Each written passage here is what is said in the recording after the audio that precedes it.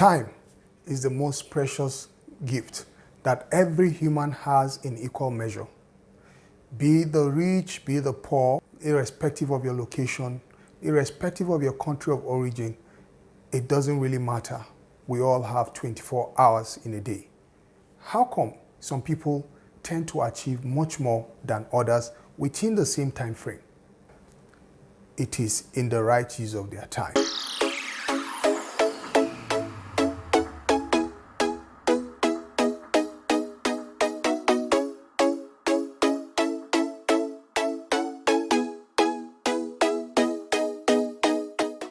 Hi, my name is Abraham Abu, and this is Ripple Impact. I'll be giving you 3 tips that will help you to manage your time more effectively and begin to achieve much more.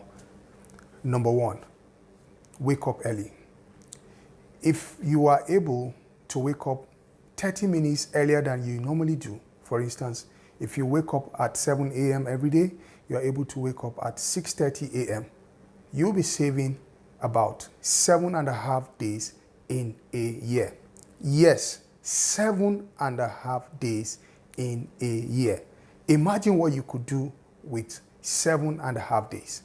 In 7.5 days, you could enroll for an online course and learn a new skill. In 7.5 days, you could finish reading a book that could transform your life forever. In 7.5 days, you could set up goals and set up your morning routine that you could begin to follow that will change the trajectory of your life forever.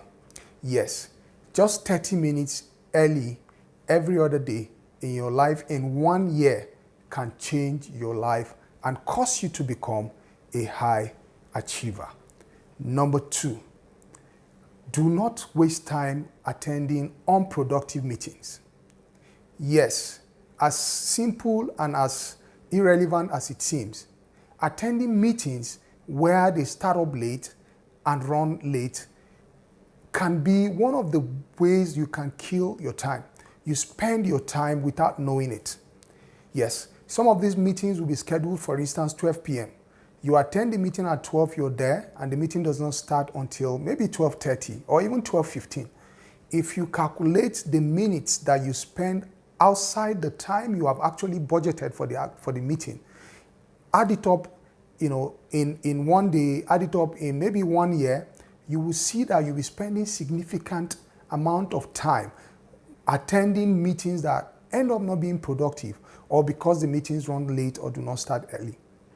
It is the responsibility and duties of responsible leaders when they set up meetings to begin the meeting at the time they set it up for, and end it at the time that they planned for it to end. Because everyone attending the meeting may have made plans within that time frame. They have blocked that time for that meeting and created other activities that they will use the remaining time to do. But by the time the meeting runs into the other activities, it drains the person who has set out that activity, and at the end of the day, they end up not achieving all that they have set up for the day. And that is why I hate to attend meetings. I'm sorry to say that. But of course, not just because I don't want to attend meetings, but because of what happens in some cases. Some meetings end up not being productive at all. They just go there and discuss, and at the end of the day, there is no resolution to the problems.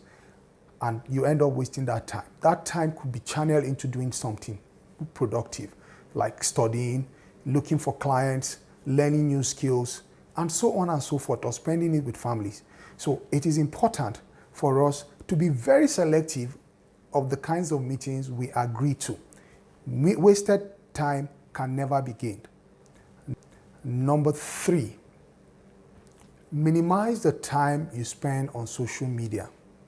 Yes, social media is a very good innovation and is a good thing in this time and age. But then, in as much as it adds value to our lives, if we use it reasonably, at the same time, it is a time drainer. It is a time waster if we do not use it properly. Think about this. If you reduce the time you spend on irrelevant things on social media, like browsing, chatting, and all of that, by 10 minutes, Yes, I mean 10 minutes a day. Think about it. In a year, you'll be saving 2.5 days to yourself. Exactly what I said, 2.5 days to yourself in a year, just by saving 10 minutes daily. Look at it this way. You used to spend 30 minutes to browse, to respond to text messages, to chat with friends, and you reduce it to 20 minutes on a daily basis.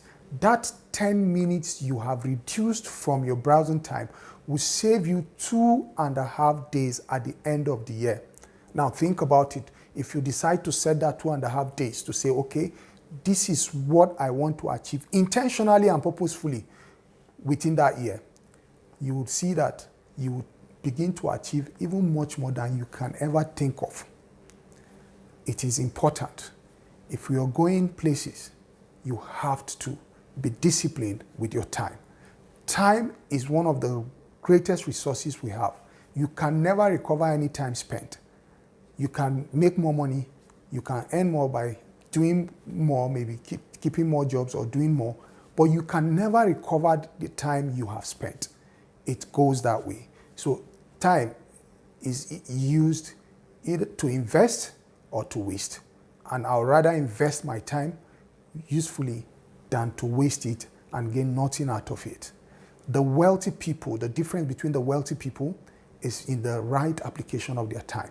They are disciplined when it comes to their time. And that is the only thing that makes the only difference between them and the unsuccessful. They don't have any more time than the unsuccessful. They all have 24 hours. But how do they use the 24 hours that they have? They plan the 24 hours. Every minute, every second, every hour counts. They utilize those times effectively, and at the end of the day, they end up achieving much more than anyone who does not plan his day or his time. Thank you for listening, and if you haven't subscribed to this channel, please subscribe to this channel, like the video, share with your friends so they can continue to see our videos each time we make them. Thank you, and see you next week.